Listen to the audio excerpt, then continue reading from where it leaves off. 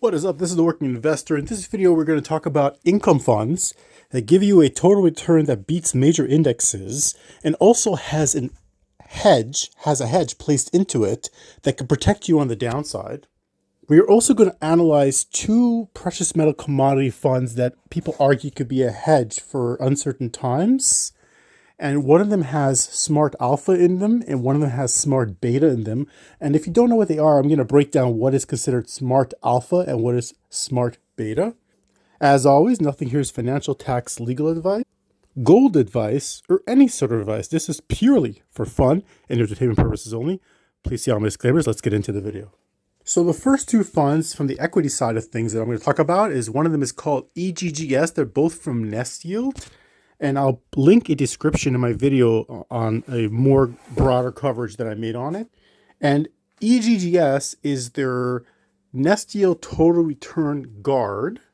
Here you can see all their holdings, but the most important holding that I'm looking at is their KQQQ put. They have 170 protective puts in QQQ. These are long puts that to protect the portfolio if the market goes down.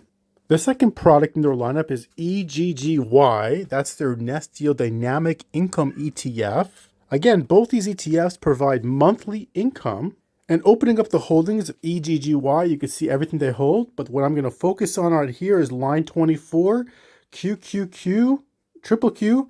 They have protective puts, 150 contracts of protective puts to protect their portfolio.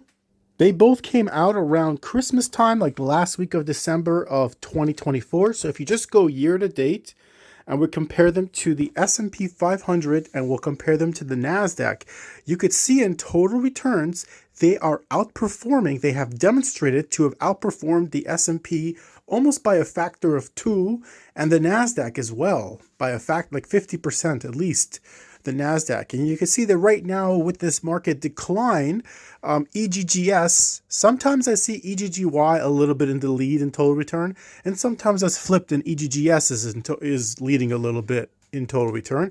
Right now, EGGS is leading a little bit more, which makes sense. And I've described in my video that they do have a bit of, the holdings are a little bit different. Besides the protective puts, it looked like in first glance, and you have to look at the holdings yourself and do your own math, that EGGS has maybe a little bit more protective puts placed on at this point in time. We just saw 170 versus 150 on the Qs. And also EGGS has basically, they rotate into staples, consumer staples, which is like a defensive sector, which tends to have a little bit more resiliency.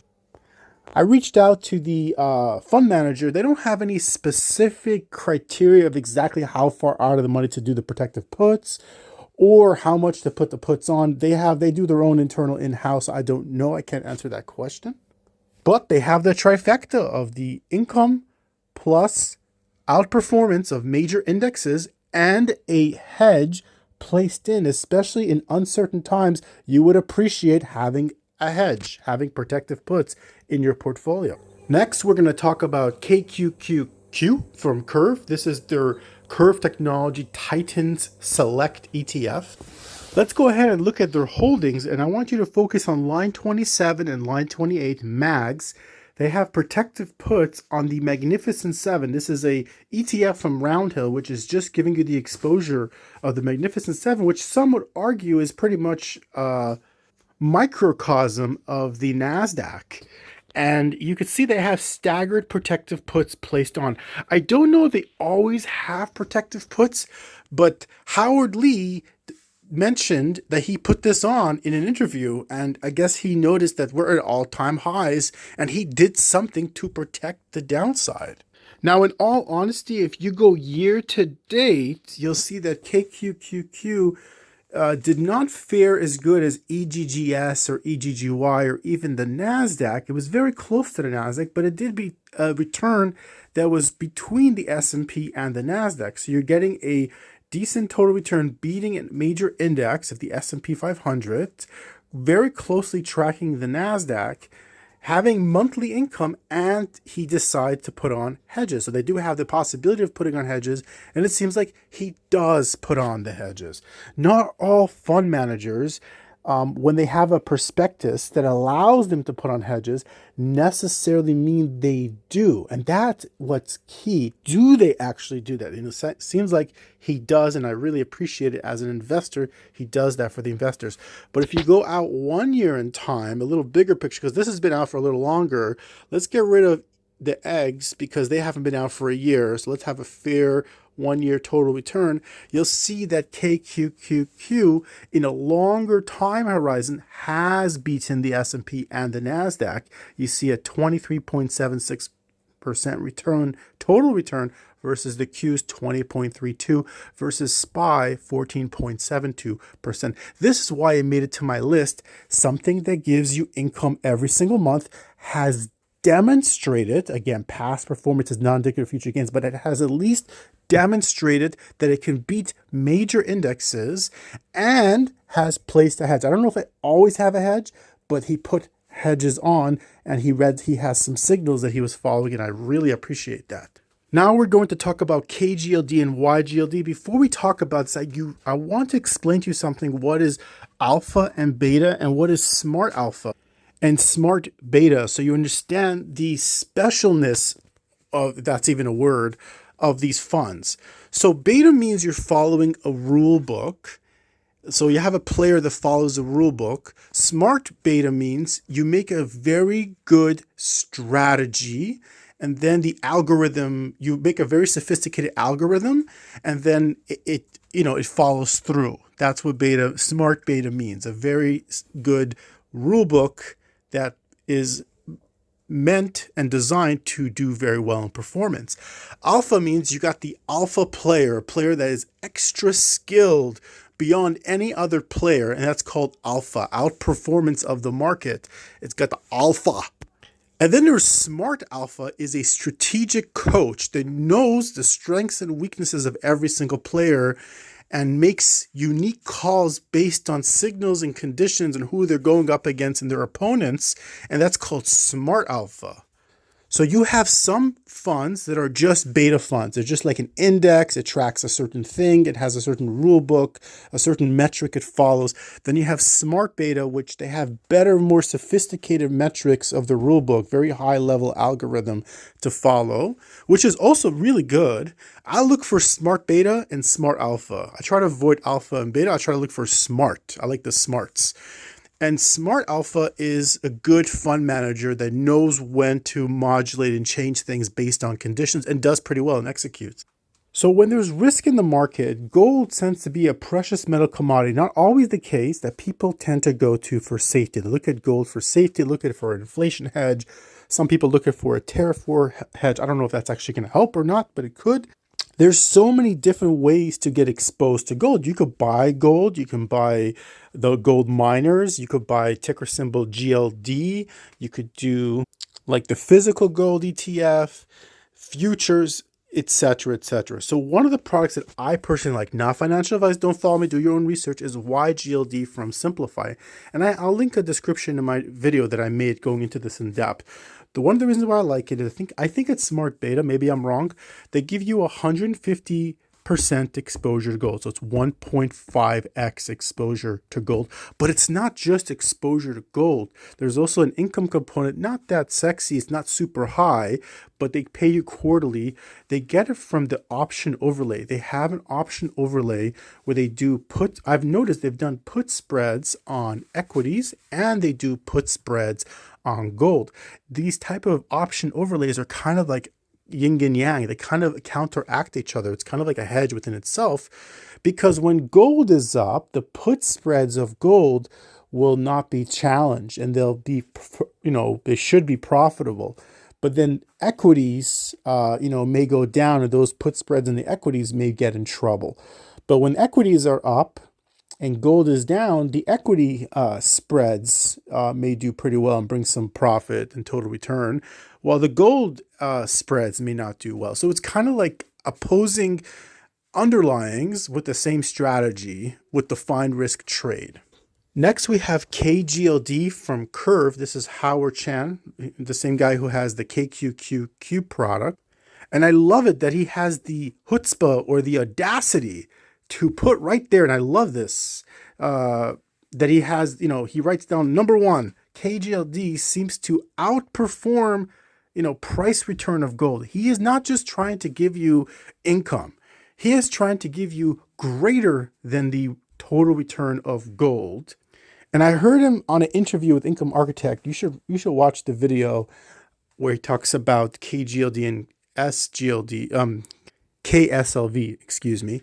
And he talks about dynamic leverage. So what he does is he'll give you exposure to gold and he'll write cover calls against that exposure, that long position of gold, of GLD.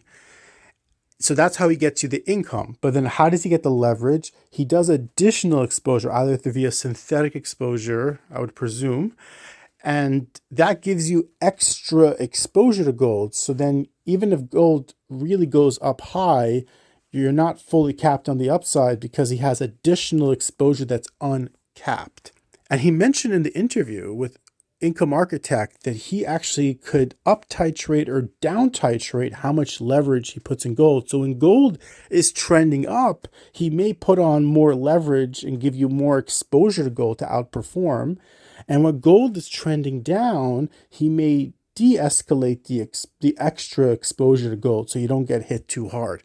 That is something very unique that I never heard of any fund manager talk about, having a dynamic type of leverage.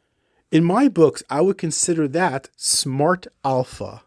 I want to take a moment to give a shout out to one of my fellow members on the Discord, the Hoop Scoop, a very, very intelligent investor. He talks to me about GLDY. So we're going to put this into comparison. So the timeline is 7/8/2025 to today. And I'm comparing GLD, which is going to be the benchmark, and you can compare it to KGLD. Oh, I got to look at total return. Hang on a sec. From the top, GLD 21.36%. That's the benchmark. Anything that did better than this beat the benchmark. Anything that did less did not beat the benchmark. So KGLD is almost at the benchmark of almost 20%. You have to, everybody's talking about IAUI from NEOS. I like NEOS, but I like KGLD better than IAUI. Maybe I'll be wrong, but IAUI is lagging big time. Remember, the cover call strategy in my books, if it tracks 75 to 80% of the underlier, I consider that a really well-run strategy. So if the GLD gave me 21%, I would expect, give me at least 15, 16% at least. I would consider that you did a pretty good job. KGLD does check that mark. It tracks it really well. IAUI falling way beyond, not even giving you 75% of the total return. I would say almost like 50%, right? GLDY also kind of down there as well. So I ask you guys, my conclusion is KGLD is doing the best. But again, it's only from July. We haven't seen a down market in gold. So it's hard to say, because if they have the leverage, they may not do that great. Now, I just added in YGLD in the same timeline from July 8th, and you could see it is doing better than KGLD. That's why I have a big position in YGLD. I have a small position in KGLD in one of my portfolios. I may pick up on it if I want to build up gold further. But you can see, of course, they have the 1.5x leverage, plus they have the put spreads overlay, which is interesting. And they truly are outperforming gold, right? But gold, they're 1.5x leverage. So you'd think they'd be like 30%. They're not quite 30, but, because again, there could be some issues with the put spreads. They may work against them at times, I would imagine. Let's go at a longer time horizon with YGLD, because it's been around for a lot longer than KGLD and IAUI. So it came out towards the end of last year. So I'm just going to go easy and just do year to date. It's just a week longer that it was trading. And you could see that GLD is up 50.91%. That's really nice. YGLD is up 83.47% for a 1.5x leverage exposure to gold. I think they do it via futures. 150% of 50 is 75%. I know it's almost 51. So this did better than 75% total return. It did actually like 83. So you could see in the bigger picture, they actually outperformed. Again, you see they have those put spreads in there. Sometimes it may work against them and sometimes it may work for them. But to be fair, there are a big portion of the year where both equities and gold were pumping. So that must have really helped this thing go up. Again, nothing here is financial advice. I'm not pushing any funds. I like these funds. These are the reasons why I like them. Let me know what kind of funds you like. Teach me some funds that you feel give you that outperformance and income and a hedge. Give me that, and I'll be very interested in hearing what you have to say. This is the Working Investor over and out. I hope you guys have a wonderful trading week. Be well. All the best.